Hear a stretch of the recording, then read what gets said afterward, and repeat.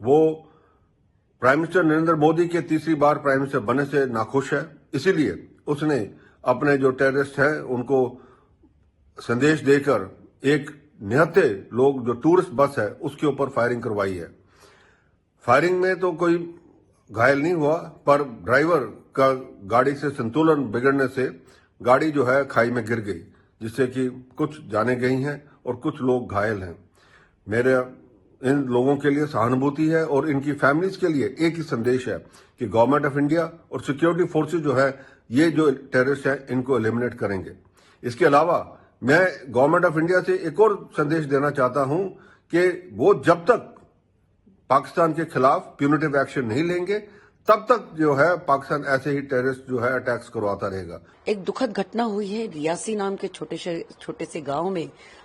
शिवखोरी से ये बस एक कटरा जा रही थी और इस बस में लोकल्स नहीं थे, ये किसी और स्टेट के थे और यहाँ पर आतंकवादियों ने फायरिंग खोला, जिसकी वजह से ड्राइवर ने अपना बैलेंस खो दिया गाड़ी बस के ऊपर का और ये बस खाई में गिरी। 30 लोगों को रेस्क्यू किया गया है, रेस्क्यू ऑपरेशंस कंप्लीट है। अब यहाँ पर बहुत सारे सिक्योरिटी ड्रिल्स कैरी आउट किए गए थे, इस पूरे इलाके को सिक्योर किया था, क्योंकि ये जो महीने हैं ये महीनों में यूजुअली जो यात्री जाते हैं, तीर्थ यात्री जो जाते हैं वो अलग अलग तीर्थ क्षेत्र में, जम्मू में जाते हैं, कश्मीर में जाते हैं। तो कटरा के पास, मतलब ये बस कटरा जा रही थी, इसका मतलब ये वैष्णो देवी ही जा रहे होंगे। तो वहां पर ऐसा हादसा होना ये बहुत गंभीर घटना है और इतने महीनों से जम्मू कश्मीर शांत था, कोई आतंकवादी घटना नहीं हुई थी। तो आतंकवादियों का इस तरह से घात लगाकर इस बस को टारगेट करना ये एक बहुत बड़ी बात हो गई है और हमारे सिक्योरिटी फोर्सेस ने कभी भी अपना जो अलर्टनेस है, अपनी जो जागरूकता है वो नहीं खोनी चाहिए, हमेशा सतर्क रहना चाहिए। और मुझे लगता है वो सतर्क थे, लेकिन उसके बावजूद अगर इन आतंकवादियों ने ये हरकत करी है तो नेचुरली इसके ऊपर बहुत कड़ी जांच होनी चाहिए। और जो सारे हताहत हुए हैं, और मेरे ख्याल से ऐसी भी खबर आ रही है कि 10 लोग जो है उन्हें मृत घोषित किया गया है, तो उनके परिवारों के साथ हम लोग हैं, पूरा देश है। लेकिन इस प्रकार की घटनाओं से हमने हमेशा सतर्क रहना चाहिए, स्पेशली जम्मू कश्मीर जैसे सेंसिटिव इलाके में। पाकिस्तान के पास अभी भी हमारे ऊपर दहशतवादी हमला करने की जो क्षमता है वो ये है। अगर आप पिछले कुछ दिन देखें तो आपको ये नजर आता है कि जम्मू कश्मीर में टूरिज्म ये काफी बढ़ा हुआ है। कश्मीर की लोक संख्या 1.5 कोटी के आसपास मानी जाती है और 2022 में 2 कोटी से ज्यादा टूरिस्ट वहां पे गए हैं।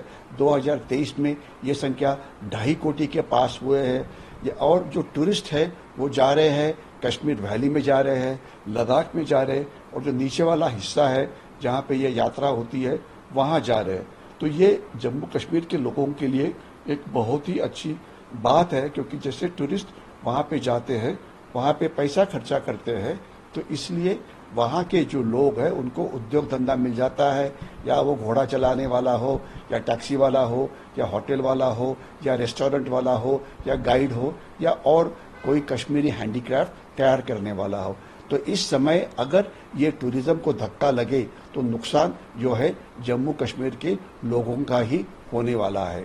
और जब तक सवाल है टूरिस्ट की सेफ्टी का, अभी ये देखना चाहिए कि मेरे ख्याल से अगस्त के महीने के अंदर हमारी जो अमरनाथ की यात्रा है ये शुरू होने वाली है और वो यात्रा इसी रूट पे होती है जहाँ पे ये आज का हमला हो गया है। तो अगर इन टूरिस्ट की अगर हम जो सिक्योरिटी है इसे हम ठीक तरह से नहीं कर सकते तो ये टूरिस्ट की जो संख्या है ये कम हो जाएगी। तो इसलिए ज़रूरी यह है कि security forces led by the Indian army इन्होंने बहुत ही ऑफेंसिव दहशतवादी विरोधी अभियान जारी करना चाहिए, जिससे ये जो दहशतवादी है जिन्होंने ये हमला किया था ये पकड़े जाए या मारे जाए। यानी कि टूरिस्ट की जो रक्षा करना है ये हमारे लिए इम्पोर्टेंट है, जम्मू कश्मीर के लोगों के लिए भी इम्पोर्टेंट है और टूरिस्ट की सेफ्टी के लिए भी इम्पोर्टेंट है। और इसके बाद दूसरा सवाल रहा पाकिस्तान का। पाकिस्तान के साथ किस प्रकार से बर्ताव किया जाए, नई गवर्नमेंट आ रही है वो उसके ऊपर सोच विचार करेगी और लंबे कदम क्या लेने हैं इसके ऊपर बातचीत की जाएगी। लेकिन शॉर्ट टर्म में सिक्योरिटी एनवायरनमेंट जो कश्मीर में अभी खराब हो रही है, इसे हमने फिर से ठीक करना चाहिए ताकि टूरिज्म बढ़ता रहे, ना कि कम हो।